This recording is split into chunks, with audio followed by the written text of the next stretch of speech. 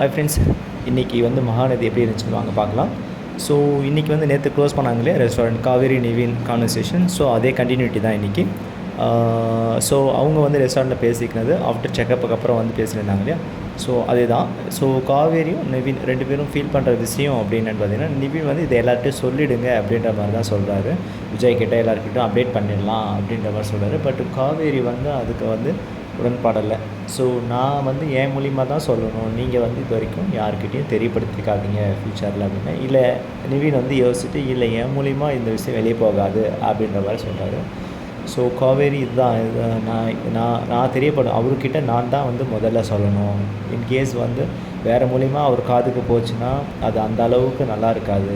அவர் வந்து நம்மளை மீன் பண்ணுறதுக்கும் நீங்கள் தப்பாக நினச்சிக்காதீங்க. உங்களை தப்பாக நினைக்க மாட்டார். பட் அவர் ஒரு மாதிரி ஃபீல் பண்ணுவார். தப்பாக நினைக்காமல் வேறு மாதிரி ஃபீல் பண்ண ஆரம்பிச்சிடுவார் விஜய்.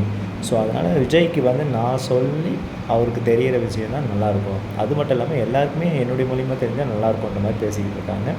ஸோ அது எவ்வளோ நாள் அந்த விஷயத்தை அவங்க காப்பாற்ற முடியும்னு தெரியல, பார்ப்போம். எந்த வேவும் இல்லை ஆஸ் ஆஃப் நவ் காவேரி வந்து வெளியே சொல்கிறதுக்கு. பட் அவங்களுக்கு 3 months ஆகிடுச்சு. டாக்டர்ஸ் எல்லாமே மாத்திரையும் எடுத்துக்க சொல்லியிருக்காங்க. ஸோ இது எந்த மாதிரி எங்கே போய் வீட்டில் பேசுவாங்கன்றதை வரப்போ ஒரு எபிசோடில் பார்க்கலாம். ஸோ நிவின் வந்து ஓகே காவேரி பண்ணிக்கலாம் அப்படின்னு சொல்லிட்டு, நீ சொல்கிற மாதிரி செஞ்சுக்கலாம்னு சொல்லிட்டு காரில் கூட்டிகிட்டு போகிறாரு.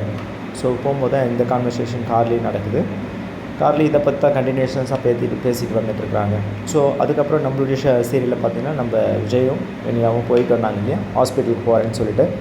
ஸோ போயிட்டு ரிட்டன் வீட்டுக்கு வராங்க. வீட்டுக்கு வந்த பிறகு தாத்தா பாட்டி வந்து வெயிட் பண்ணி காத்துட்டு இருந்தாங்க. என்னப்பா ஆச்சு விஜய், நான் சொல்லு அப்படின்னு வெண்ணிலா போய்ட்றான். ஸோ விஜய் வந்து ராகினியை மீட் பண்ணி ராகினி கான்வர்சேஷன் போயிட்டுருக்கு. அதாவது ராகினியை வறுத்தெடுக்கிறார் விஜய் இன்றைக்கி. நீ எதுக்கு இந்த மாதிரி தேவையில்லாத வேலைலாம் பார்த்துட்ருக்க, என்னோடய சைடு என்ன வீக்னஸ் இருக்குது அப்படின்னு சொல்லிட்டு ராகினி திட்டுறாரு. இந்த மாதிரி நோண்டுற வேலையெல்லாம் வச்சுக்கக்கூடாது, என்னை வந்து இந்த மாதிரி பண்ணுற வேலைலாம் இனிமேல் இருக்கக்கூடாது, உன் வேலையை மட்டும் நீ பாருன்னு சொல்லி ரோஸ்ட் பண்ணி அனுப்பிச்சி விட்றாரு ராகினியை.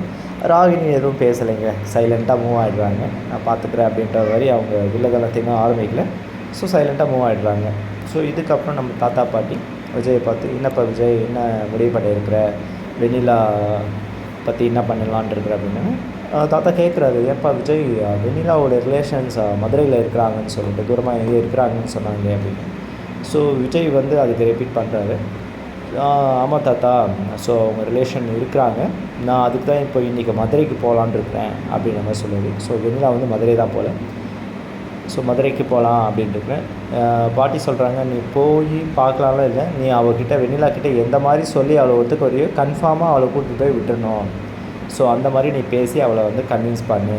அந்த மாதிரி தான் இவங்க 3 பேருக்குள்ளே கான்வர்சேஷன் போகுது.